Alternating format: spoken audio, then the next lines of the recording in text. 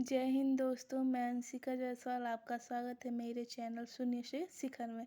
तो आज हम लोगों ने क्या है, इसके पहले हम लोग ने व्यंजन पढ़ा है। ठीक, व्यंजन के बाद हम लोग क्या पढ़ेंगे, अब प्राण पढ़ेंगे। ठीक है, व्या जो ये सब्जेक्ट है ना, ये मतलब बहुत ज़्यादा कन्फ्यूजन करने वाला है।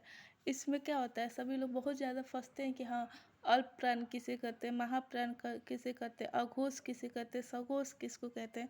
तो चलिए आज हम इसको जानते हैं बहुत ही आसान तरीके। ठीक है, तो जैसे कि यहाँ लिखा है अल्प प्राण, तो अल्प प्राण से पहले हम क्या जानेंगे कि प्राण प्राण हम किसे कहते हैं। प्राण मतलब हवा। हवा को संस्कृत में हम क्या कहते हैं, प्राण कहते हैं। ठीक है, तो वही हम क्या करेंगे इसमें, अल्प प्राण। तो अल्प का मतलब क्या हो गया, कम, और प्राण जिसको बोलने में हमको क्या होता है, कम प्राण, कम वायु लगे। ठीक है, तो जैसे कि हमारा प्रत्येक वर्ग का, जैसे हमने आगे पढ़ा था व्यंजन में कि क से लेकर म तक हमारा क्या होता है, 25 अस्पष्ट व्यंजन होता है। इसी अस्पष्ट व्यंजन में हमारा क्या होता है, प्रत्येक वर्ग का पहला, तीसरा, पांचवा, इसे बोलने में जब कम हमारा वायु प्राण लगता है तो ये हमारे क्या हो जाता है, अल्प प्राण हो जाता है। ठीक है, तो इसको हम यहाँ ऐसे समझते हैं। ठीक है, जैसे कि हम अभी मैंने बोला कि क से लेकर म तक। ठीक, तो इसको हम क्या कहेंगे, ये जो है क ख ग घ अंग, तो इसमें हम अल्प प्राण जब पढ़ेंगे तो हमारा क्या होगा, प्रत्येक वर्ग का पहला, तीसरा और पांचवा क्या हो जाएगा, हमारा अल्प प्राण हो जाएगा। ठीक है, प्रत्येक वर्ग का पहला, तीसरा और पांचवा, तो ये हमारा क्या हो जाएगा, अल्प प्राण। इसको आप बोल कर भी देख सकते हैं, जैसे क ग अंग, इसको हमको बोलने में क्या हो रहा है, थोड़ा कम समय लग रहा है। वहीं जब आ जाते हैं हम महाप्राण पे, तो क्या होता है, इसे बोलने में हमारा थोड़ा ज़्यादा वायु लगता है, ज़्यादा समय लगता है।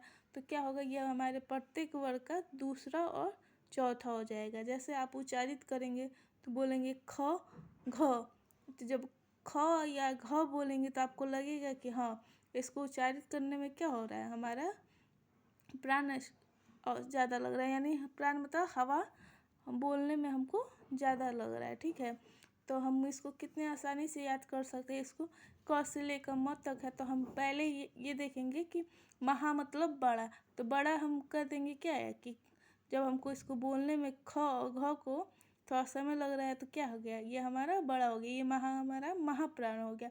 अब वहीं हमारा क ग ख हमारा क्या हो जाता है, अल्प प्राण हो जाता है। इसको बोलने में हमको थोड़ा कम वायु लगता है। ठीक है, ये बहुत आसान है, कोई बहुत बड़ा नहीं है, लेकिन यहाँ ही सब लोग आकर फंसते हैं।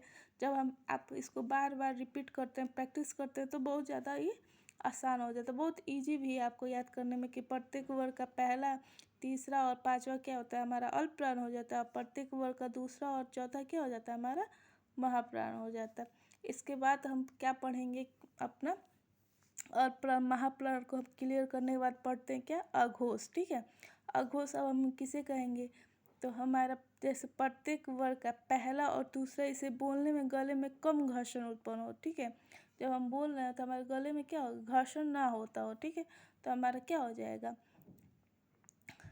अघोष हो जाएगा। ठीक है, अघोष क्या हो जाएगा, पहला, प्रत्येक वर्ग का पहला और दूसरा, क और ख हमारे क्या हो जाएगा, अघोष हो जाएगा। ठीक है, अघोष में हमारे क्या आ जाते हैं, अघोष में फिर हमारे ये तीनों स भी जुड़ जाते हैं, ये भी हमारे क्या है, अघोष है।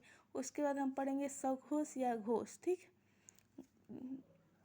सघोष या घोष मतलब घर्षण के साथ। ठीक है, इसमें हमें क्या होंगे, ज़्यादा घर्षण उत्पन्न होंगे, जो प्रत्येक वर्ग का तीसरा, चौथा और पांचवा होगा। इसको बोलने में हमारे गले में ज़्यादा घर्षण उत्पन्न होगा। जैसे आप अभी उच्चारित करिएगा तो ग घ अंग च, ये ज झ इ, तो जब इसको आप बोलेंगे ना तो आपका गले में महसूस होगा कि हाँ, इसको बोलने में तो हमको थोड़ा घर्षण हो रहा है, जबकि क और ख बोलने में हमारे गले में क्या, घर्षण नहीं हो रहा है। लेकिन ग घ ग बोलने में क्या हो रहा है, हमारे गले में घर्षण हो रहा है। तो ये क्या है, घोष और सघोष, इसको हम बोलते हैं। सघोष मतलब फिर इसमें हमारा क्या आ जाता है, य र ल व ह, ये भी हमारे क्या आ जाते हैं, घोष के अंतर्गत आ जाते हैं। तो उम्मीद करती हूँ कि आपको ये अब अल्प प्राण, महाप्राण, अघोष, अघोष क्लियर हो चुका होगा और आपको मेरा मेरे पढ़ाने का तरीका अच्छा लगे तो प्लीज़ आप लाइक करें, शेयर करें, सब्सक्राइब करें और मोटिवेट करें कि मैं आगे ऐसे ही वीडियो बनाती रहूँ।